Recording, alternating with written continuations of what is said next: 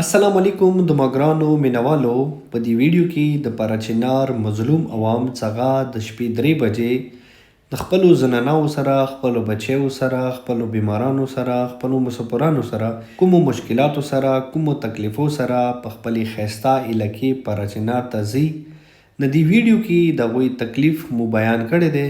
د تاسې ټولو ته ریکویسټ کوم چې د ویډیو مو سره په راوکسوئ او لازمي خپلو مرګلو سره شیر کوئ رزوی د ویډیو لګه موسا کمپلیټ وکړئ.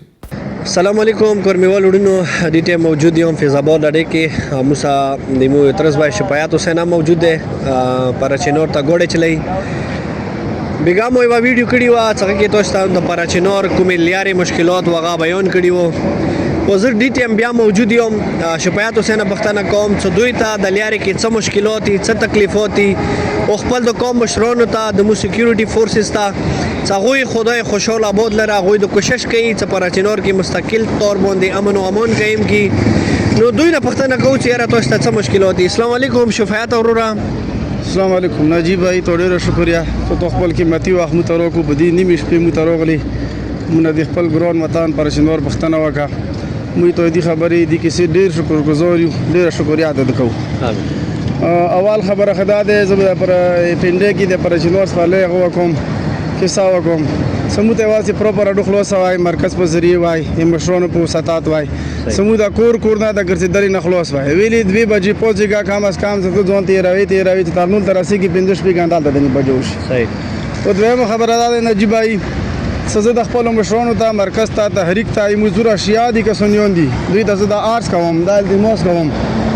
سمیر ونی کوئی موډ خپل مل د خپل وطن مده سمو ته نه پرتونه کوو د یو بل مړ کوو نه دی په بدلی کې کومې بل زمينه وکړو محبت وکړو د خپل وطن باوسه د خپل ځون باوسه بالکل شپایت حسین بل پښتنه دا نه کوم لکه موس کسو کنه چې 10 بجو نه وخت 2 بجو پورې روډ چې کوم د کلو د اغه نه بعد روډ مکمل طور باندې بند وي او تاسو مثال په شور کوڅوي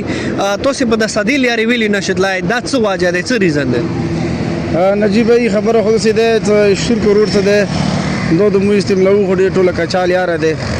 ګوډ ته تکلیفات ده نقصانات ده سپاله ته تکلیف ده د غلی ارته ده صدیل را د حکومت چې تاسو په دې ماسوي صحیح بل کوم یغه ټایم څه ده د کنوي کوم ټایم ده 10 بجو نه ده یو 1 بجې پوری او 12 بجې پوری صحیح دا د سی هغه ټایم نه ده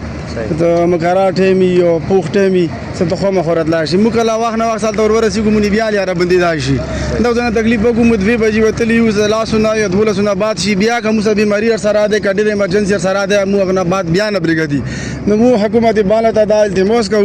سمیر بنیو کې د مخ کې روډ خلاص او خماشه مت دوباره روډ خلاص کوي تاسو ډېر شکریا ادا کوم. نجیوډونو تاسو پراچینور کوم مشکلات تکلیفات هغه به تاسو د شپایات حسین چې کوم د ډیرور د ریګولر د سي هغه چې کوم تکلیف کوم مشکلات هغه تاسو بیان کو خو زه د ویډیو په ذریعہ یو ورته بیا دردمان اپیل کوم خپل حکومت ته او څوره د مال د سکیورټي فورسز دی هغه د قوم مشرانو ته اصل کې شپایات حسین ویل چې کوم د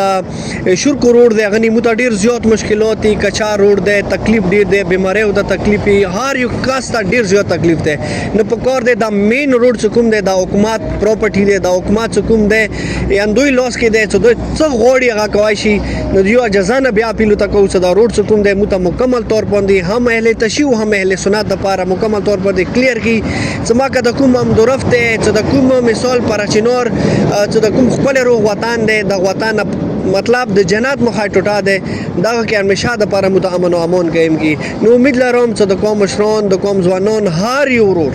هغه به یو د روډ په حواله سره خپل روغ سوچ او فکر لري او دا روډ څه کوم ده هم اهل تشیع او هم اهل سنت کون به څه کوم ده د روډ کې جوړوي نډیره مننه وډونو خوشاله آباد اوسئ رب ته بسوالو کو چې پاکه پروردګار د مو خپل وطن هر قسم مشکلات تکلیفات حل کی او چې د کوم ماډل د روډ کې مشکلات دي اهل تشهید پر اهل سنت د پر خدای د حاتم کې او چې چوکا